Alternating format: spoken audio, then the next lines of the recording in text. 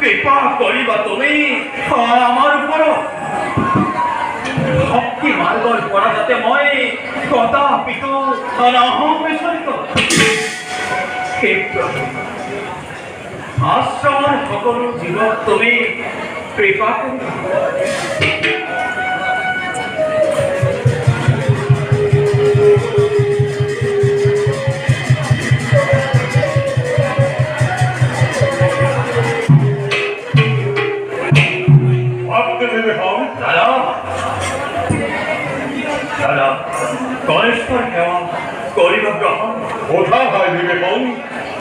তোমার স্থান মোর হৃদয়